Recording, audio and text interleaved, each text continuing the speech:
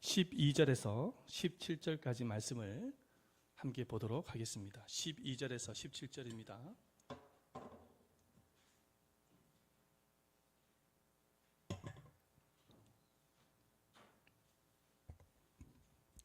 우리 한 구절씩 함께 교독하도록 하겠습니다. 12절에서 17절입니다.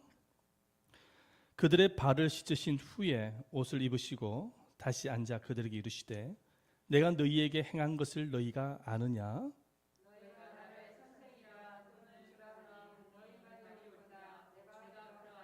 내가 주와 또는 선생이 되어 너희 발을 씻었으니 너희도 서로 발을 씻어주는 것이 옳으니라.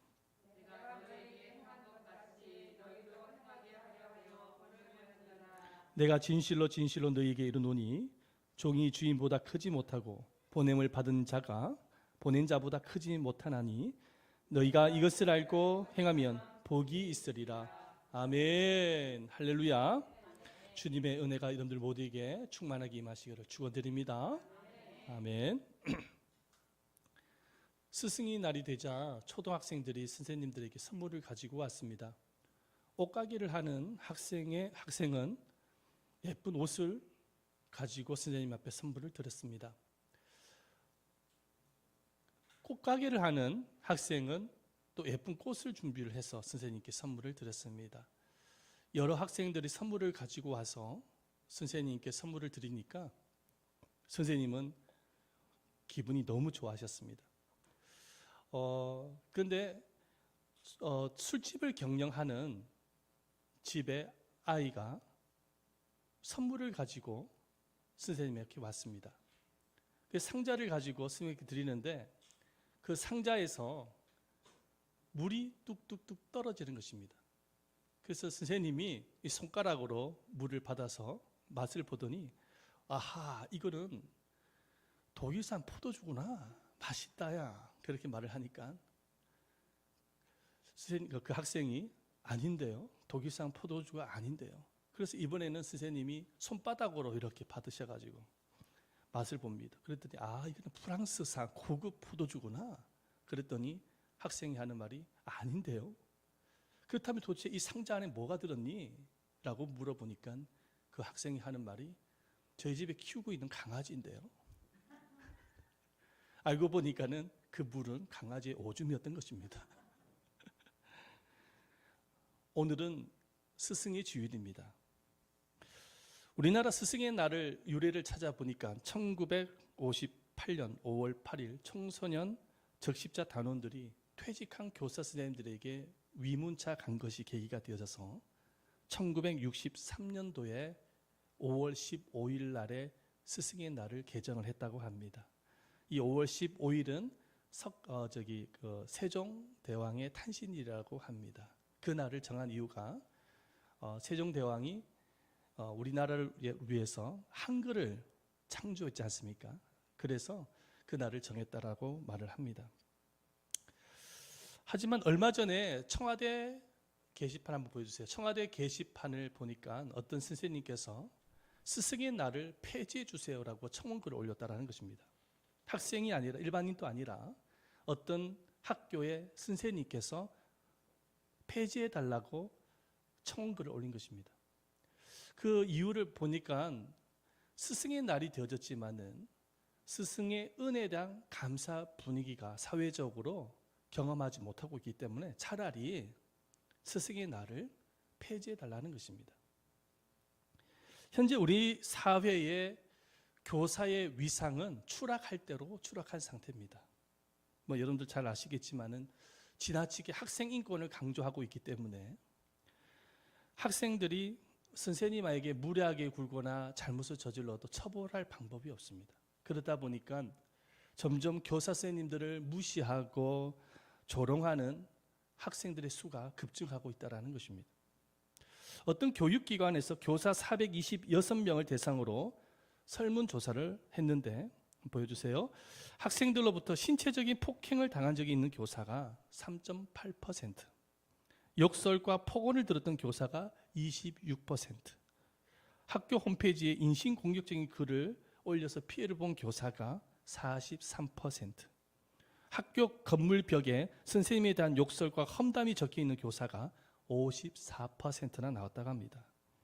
이렇게 점점 교사들이 존경의 대상이 아니라 조롱의 대상이 되어가고 있기 때문에 차라리 그냥 폐지해달라는 것입니다.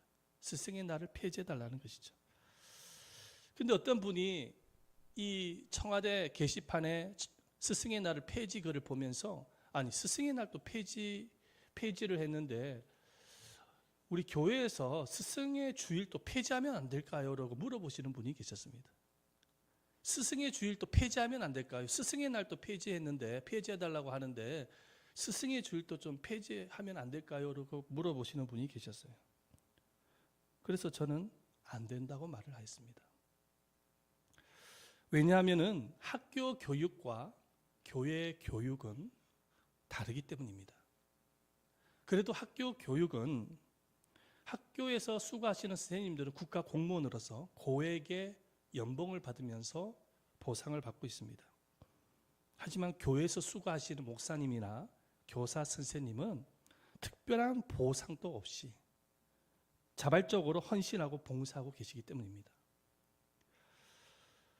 그리고 학교 교육은 지적인 교육인 반면에 교육은 영혼을 살리고 영혼을 구원하고 그 영혼을 바른 길로 인도하는 교육이기 때문에 그렇습니다. 무엇보다도 영적 스승을 존경하고 감사하는 것은 하나님의 뜻이기 때문에 스승의 날을, 스승의 주일을 폐지해서는 안 된다고 제가 설명한 바 있습니다. 교회는 결코 타락한 사회를 따라가서는 안 되는 것이죠. 그래서 1년에 한 번 스승의 주일을 통해서라도 양떼들을 위해서 수고하는 영적 스승에게 격려하고 감사한 시간을 가지는 것은 매우 중요한 하나님의 뜻인 것입니다. 그렇다면 영적 스승을 격려하고 감사해야 하는 이유가 무엇일까요? 오늘날 하나님은 영적 스승을 통해서 참 제자를 세우시고 그 제자는 훗날에 또 다른 제자를 낳는 영적 스승이 되기 때문인 것입니다. 오늘 이 사실을 이 본문을 통해서 살펴볼 수가 있습니다. 우리의 참 스승은 바로 예수 그리스도이십니다. 예수님은 자신을 완벽한 스승이라고 말씀하셨습니다. 우리 13절 말씀입니다. 함께 읽어보도록 하겠습니다. 13절입니다. 시작. 너희가 나를 선생이라 또는 주라 하니 너희 말이 옳도다 내가 그러하다. 너희 말이 옳도다 내가 그러하다라고 예수님이 말씀하신 것은 뭐냐면은 나는 완벽한 스승이다라고 예수님이 말씀하신 것입니다. 다시 말해서 예수님이 참 스승이라 하시는 거예요. 왜 예수님은 스스로를 완벽한 스승이라고 말씀하신 것일까요? 첫 번째 이유가 있습니다. 함께 읽어봅니다. 시작. 예수님의 가르침은 완벽하셨기 때문입니다. 예수님의 가르침은 완벽하셨기 때문에 완벽한 스승이셨습니다. 여러분 예수님의 사역의 우선순위가 뭐였는지 아시죠? 말씀 사역이었어요. 말씀 사역. 하나님을 모르는 백성들에게 하나님을 전파하시고 가르치시고 천국의 길에 대해서 가르쳐 주셨습니다. 때로는 하나님의 말씀을 좀 더 이해하고 쉽게 설명하기 위해서 비유를 통해서도 말씀을 하시고 그리고 그 말씀이 사실이라는 사실을 증명하기 위해서 때로는 기적과 이적을 보여주시기도 하셨습니다. 이렇게 예수님의 말씀의 가르침에는 놀라운 역사가 있었습니다. 그래서 사람들이 예수님의 말씀을 듣는 가운데서 놀라워 있었습니다. 놀라워했던 이유가 뭐냐면은 예수님의 말씀에는 권세와 능력이 있었기 때문에 그래요. 예수님의 말씀은 말씀을 듣는 이들의 고통과 아픔을 병을 치료하고 그리고 그 영혼의 삶을 변화시킬 수 있는 권세와 능력이 있었기 때문에 사람들은 예수님의 말씀을 들을 때마다 놀라워했습니다. 누가복음 4장 31절과 32절 말씀에 이렇게 기록하고 있죠. 읽어보겠습니다. 시작. 갈릴리의 가버나움 동네에 데려오사 안식일에 가르치심에 그들이 가르치심에 놀라니 이는 그 말씀이 권위가 있습니다. 아멘. 갈릴리가 아니라 갈릴리입니다. 제가 오타가 좀 있어서 죄송합니다. 예수님의 말씀에는 권세가 있었어요. 근데 예수님의 말씀에 권세가 있었던 이유가 뭐냐면은 예수님이 가르치시는 말씀은 완벽한 하나님의 말씀이었기 때문입니다.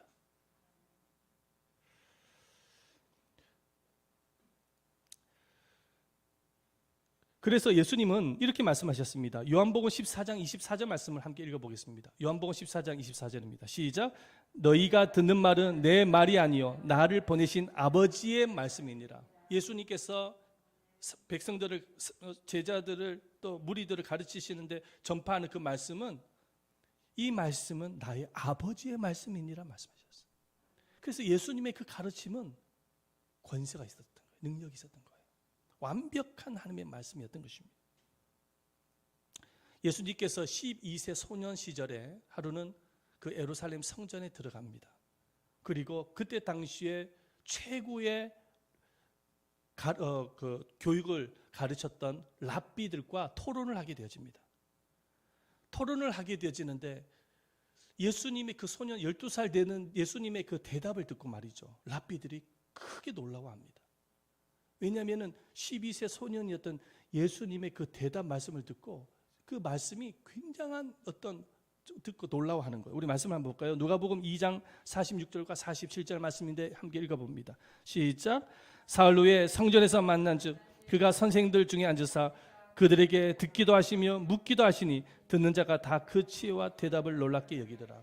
최고의 랍비들이, 최고의 선생들이 12세 밖에 되지 않는 소년의 말을 듣고 소년의 지혜와 대답을 듣고 놀라워했던 이유가 무엇일까요? 비록 나이는 어리지만은 그 소년이 대답했던 그 말씀은 완벽한 하나님의 말씀이었기 때문입니다. 어떤 하인은 예수님의 가르침을 받고 난 이후에 자신에게 주인에게 이렇게 소개를 합니다. 우리 요한복음 7장 46절 말씀인데 함께 읽어봅니다. 시작. 아랫 사람들이 대답하되 그 사람이 말하는 것처럼 말한 사람은 이때까지 없었나이다. 이 하인들은 지금까지 수많은 랍비들로부터, 선생들로부터 가르침을 받았다라는 거예요. 그런데 지금까지 가르침을 받았던 말씀 중에 예수님처럼 말씀을 가르쳤던 이는 만나본지 못했다고 주인에게 소개를 하는 것입니다. 어떻게 그렇게 설명을 할 수 있었을까요? 예수님의 말씀은 완벽한 하나님의 말씀이었기 때문입니다. 예수님의 가르침이 얼마나 놀랍고 그리고 완벽했던지 그때 당시 최고의 그 석학이었던 가말리아의 제자가 있었습니다. 그 가말리아 제자가 누구냐니까 바울입니다. 그런데 그 바울이 예수님을 인격적으로 만나고 난 이후에 이렇게 고백을 합니다. 우리 말씀을 한번 보십시다. 빌립보서 3장 8절 말씀입니다. 읽어봅니다. 시작. 또한 모든 것을 해로 여김은 내 주 그리스도 예수를 아는 지식이 가장 고상하기 때문이라. 내가 그를 위하여 모든 것을 잃어버리고 배설물로 여김은 그리스도를 얻고.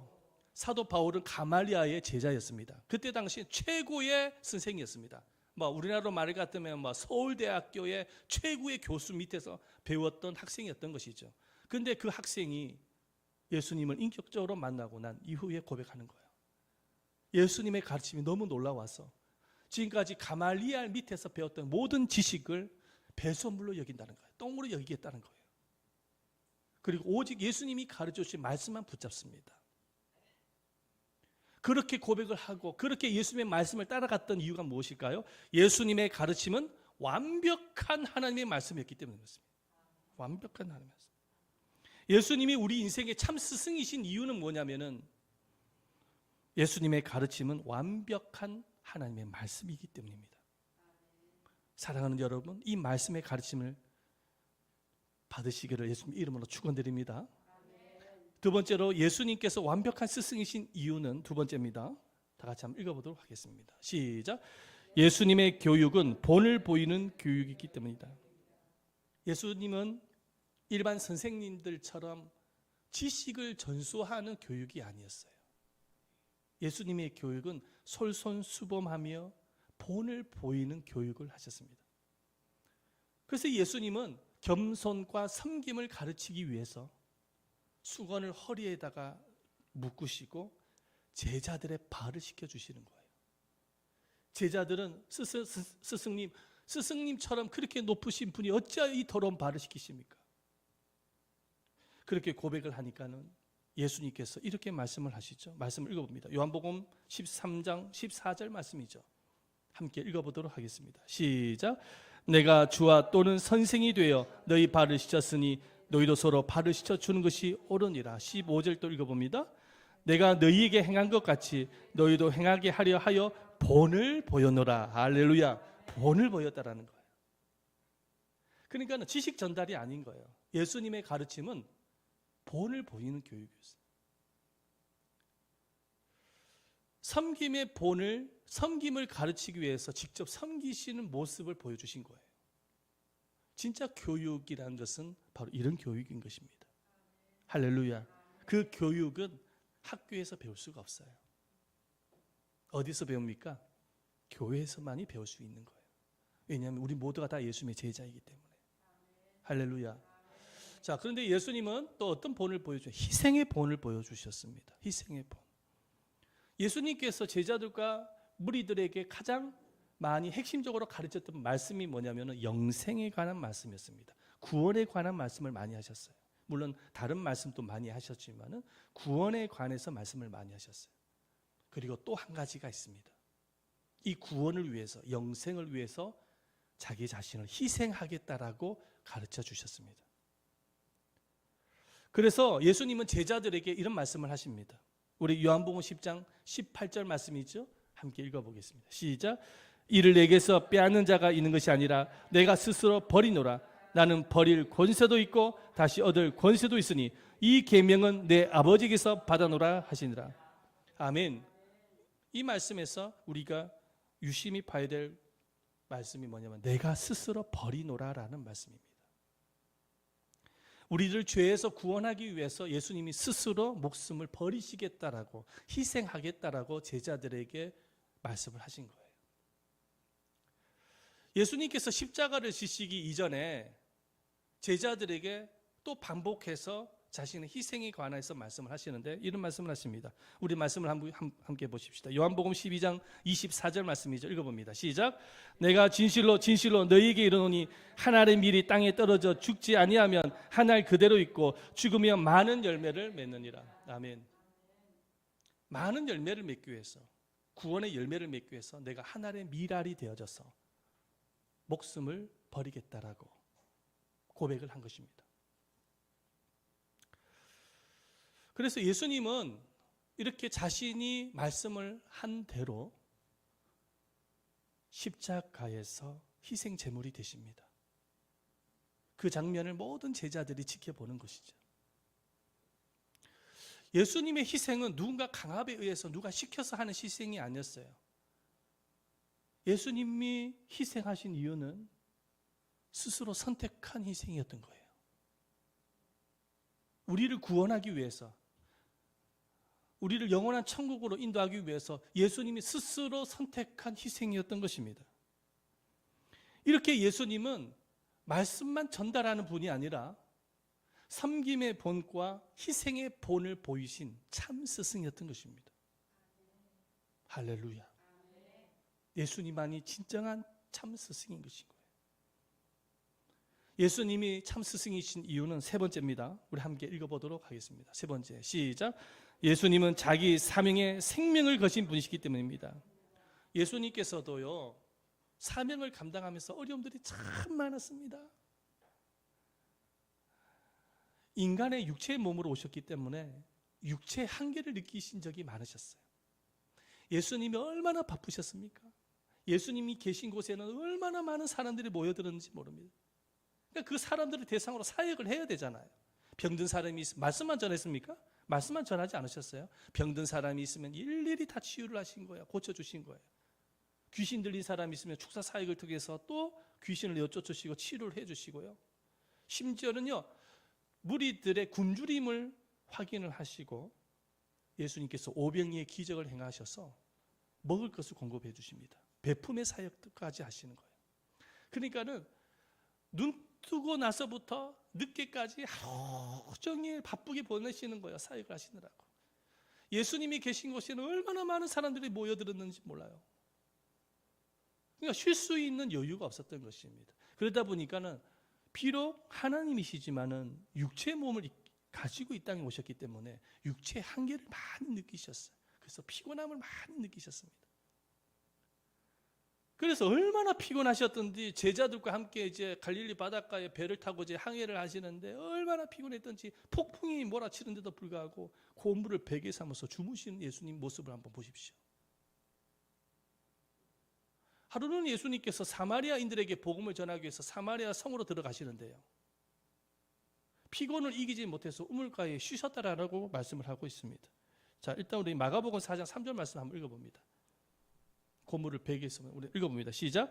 예수께서는 고물에서 베개를 베고 주무시더니 제자들이 깨우며 이르되 선생님이여 우리가 죽게 된 것을 돌아보지 아니하시나이까. 피곤을 이기지 못해서 주무신 거예요. 자, 요한복음 4장 6절 말씀 이제 사마리아 성에 들어가서 또 보십시다. 시작. 거기 또 야곱의 우물이 있더라. 예수께서 길 가시다가 피곤하여 우물 곁에 그대로 앉으시니 때가 6시쯤 되었더라. 그러니까는 피곤을 이기지 못해서 우물가에서 쉬신 거예요. 이렇게 예수님께서도 육체의 한계를 많이 느끼셨어요. 제가 부교육자 시절에 이제 부교육자들은 주로 주일학교를 많이 합니다. 교사 선생님이 한 분이 이제 저에게 와서 교사 못하겠다는 거예요. 그 이유가 뭐냐고 내가 물어봤습니다. 직장 생활도 피곤한데 교사하니까 너무 피곤해가지고 못하겠다라는 거예요. 피곤해가지고. 왜 그러냐니까 교사가 되어지니까 저는 그때 새벽기도 전원 교사는 무조건 새벽기도 참석을 시켰거든요. 교사 선생님들이 영성이 있어야 아이들을 가르치죠. 기도하지 않고 무슨 아이들을 가르칩니까? 교사 선생님들에게 새벽기도를 강요하니까 새벽기도 참석을 해야 되죠. 아이들 오기 전에 이제 주일학교 아이들 참석하기 전에 30분 전에는 와야 돼요, 선생님이. 그래서 교사 회의를 해야 됩니다. 교사 회의 해야 되죠. 또 성경 공부 가르치려면 성경 공부 준비를 해야 되지 않겠습니까? 그게 너무 피곤하다는 거예요. 직장 생활도 피곤한데 교사까지 맡으니까는 너무 피곤하고 지쳐가지고 못하겠다라고 고백을 하는 거예요. 설득을 합니다. 그래도 설득이 안 통하더라고요. 뭐 어떻게 하겠어요? 뭐 못하겠다고 하는데. 어쩔 수 없이 그 선생님은 교사직을 내려놓을 수밖에 없었습니다. 여러분, 이렇게요, 사명을 감당하다가 피곤해서 지쳐서 육체의 한계를 느껴서 사명을 포기하는 사람이 많습니다. 그런데 예수님 보십시오. 그 엄청난 사명을 감당하는 가운데서 피곤을 느끼시고 정말 배에서 고물을 베개 삼아서 주무시는 그 정도로 예수님이 피곤하셨는데도 포기합니까? 포기 안 합니까? 절대로 포기 안 합니다. 심지어는 대제사장과 서기관 같은 이 종교 지도자들 나쁜 사람들이에요. 틈만 나면 예수님을 공격하지 않습니까? 사역을 회방하지 않습니까? 예수님을 조롱하고 멸시하고 말이죠. 탄압합니다. 예수님이 놀라운 사역을 통해서 열매를 맺으니까 시기 질투심이 생겨가지고 예수님의 사역을 회방하기 시작하는 거예요. 그래도 불구하고 예수님이 끝까지 사역을 포기하지 아니하시고 끝까지 가니까 이번에는 이 사람들이 어떻게 결정을 내립니까? 예수님을 십자가에서 못 박아 죽여야 되겠다라고 음모를 꾸미게 되어지죠. 그들의 음모는 성공하게 되어집니다. 그래서 예수님은 채찍에 맞으시고 십자가 고난을 당하십니다. 예수님께서 십자가에 매달리셨을 때에 지나가는 사람들이 침을 뱉으면서 예수님을 향하여서 남은 구원하였으면서도 자신은 못 구했다라고 조롱하기 시작합니다. 열받습니까? 열 안 받겠습니까? 웬만한 사람들 같으면 열받겠죠. 아니 뭐 예수님이 능력이 없습니까? 아니 당장이라도 그 십자가에서 내려와서 짜잔 내가 메시아다 이 녀석들아 그러면서 예수님께서 자신을 조롱하는 사람들에게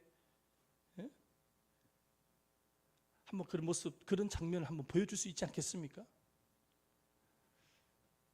그런데 예수님은 끝까지 십자가에서 내려오질 않습니다. 그리고 결국은 그들이 음모하는 대로, 그들이 원하는 대로 십자가에서 목숨을 내어놓습니다. 예수님께서 십자가에서 내려오지 아니하시고 죽음을 선택한 이유가 무엇일까요? 이유는 딱 하나예요. 자신의 목숨보다 하나님께서 맡겨준 사명을 더 중요시 여겼기 때문입니다. 자신의 생명보다 하나님께서 맡겨주신 사명, 그 사명을 가장 소중하게 여겼던 거예요. 그 사명을 위해서 자신의 목숨까지도 내어놓은 거예요. 사명을 위해서 자기의 목숨까지 내어놓을 수 있는 이 분이말로 참 스승인 거예요. 이 세상에 수많은 선생님들이 있지만 예수님처럼 목숨 걸고 사명 감당하는 사람 없습니다. 힘들고 피곤하면 다 던져버리잖아요. 할렐루야. 자, 그런데 여기서 우리가 질문을 해봐야 될 부분이 있어요. 예수님은 왜 이런 참 선생의 모습, 스승의 모습을 사람들한테 보여주신 것일까요? 예수님은 어찌하여 완벽한 스승의 모습을 제자들과 무리들에게 보여주신 것일까요? 이유가 있는 것입니다. 예수님 같은 참 제자를 양육을 하여서 훗날 그 제자가 또 다른 제자를 낳을 수 있는, 정말로 예수님을 닮아갈 수 있는 참 스승으로 세우기를 기대하셨기 때문인 것입니다. 그렇다면 오늘날 예수님은 어떤 방법으로 참 제자를 세우실까요? 가르치고 양육할까요? 하나님은 반드시 영적 스승인 목사와 교사를 통해서 제자를 세우십니다.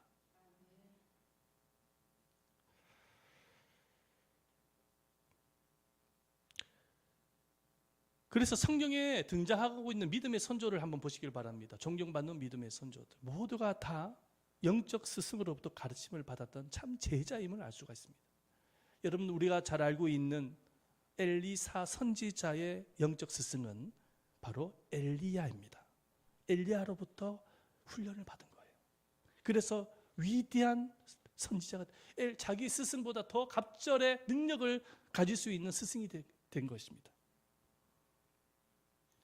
여호수아가 말씀에 순종하는 마음으로 가나안 땅을 정복할 수 있었던 것은 영적 스승이었던 모세로부터 믿음과 순종하는 법을 배웠기 때문입니다.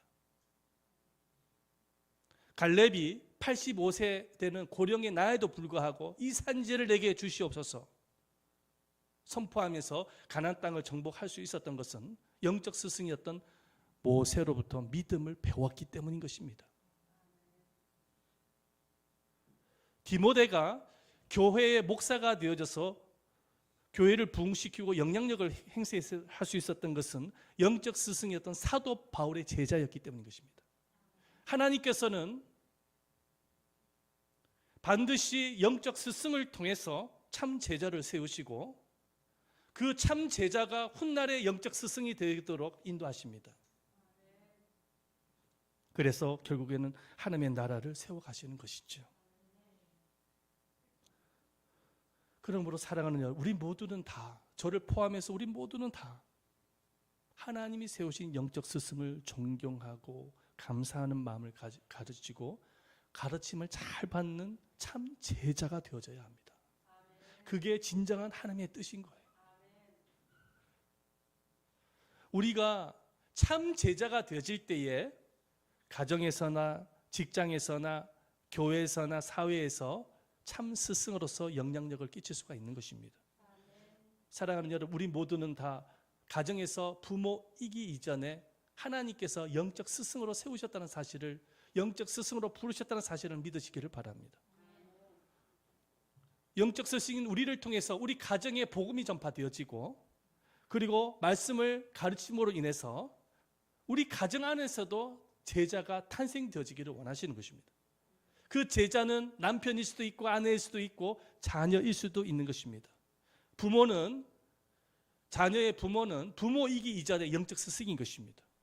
여러분들은 모두가 다 영적 스승의 부르심을 입은 사람이라는 사실을 믿으시기를 바랍니다. 여러분들의 가정에 믿음이 연약한 사람이 분명히 있을 것입니다. 믿음이 없는 사람들도 있을 것입니다.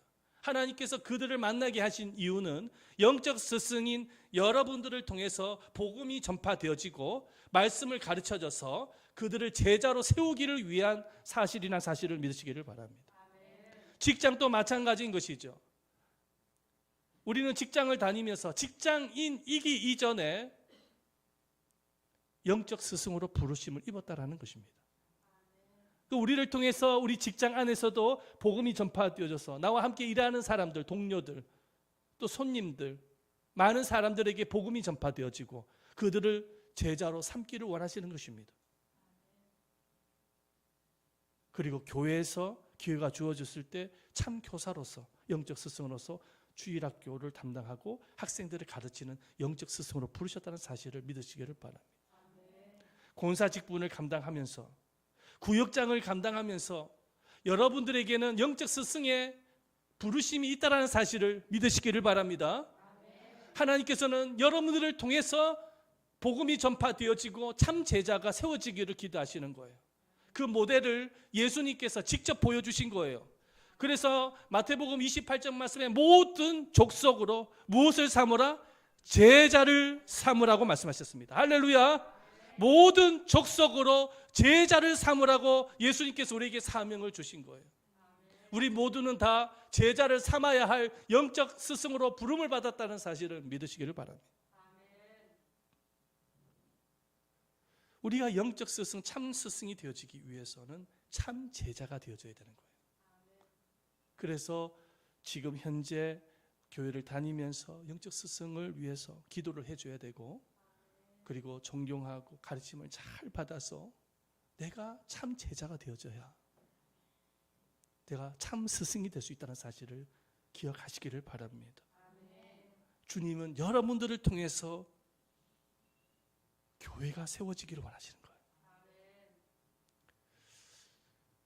주님은 여기 담임 목사님을 통해서 교회가 세워지는 것이 아니라 목사님을 비롯한 참 스승인, 영적 스승으로 부름을 받은, 참 제자로 부름을 받았고 참 스승으로 부름을 받은 저와 여러분들을 통해서 건강한 교회를 세우기를 원하시고 하나님의 나라가 더욱더 확장되어지기를 원하신다는 사실을 기억하시기를 바랍니다. 그래서 이 하나님 주시는 사명을 위해서 우리가 모두가 다 참 제자가 되어지고 참 스승의 길로 걸어갈 수 있기를 예수님의 이름으로 축원드립니다. 아멘. 기도하겠습니다. 우리 한번 이 시간에 기도를 드릴 때에 살아계신 하나님, 우리 모두는 다 참 제자로 부름을 받았습니다. 하나님은 영적 스승을 통해서 가르침을 받게 하시고 우리를 참 제자로 세워가십니다. 참 제자인 우리를 통해서 또 다른 제자를 낳게 하는 참 스승으로 우리를 부르신다는 사실을 깨달았습니다. 참 제자인 동시에 참 스승의 길로 걸어갈 수 있는 우리 자신이 되게 해 주시옵소서. 그리고 정말로 헌신된 마음으로 사명감으로 말씀을 가르치고 수고하시는 영적 스승을 위해서 중보기도 하십시다. 목사님을 위해서, 선생님을 위해서 기도하십시다. 그분들에게 하나님께서 함께해 주시고 위로해 주시고 격려하여 주시고 새 힘을 주셔서 하나님께 주신 이 사명을 잘 감당할 수 있도록 위해서 기도해 주시기를 바랍니다. 우리 한번 이 시간에요, 짧지만 다 같이 통성으로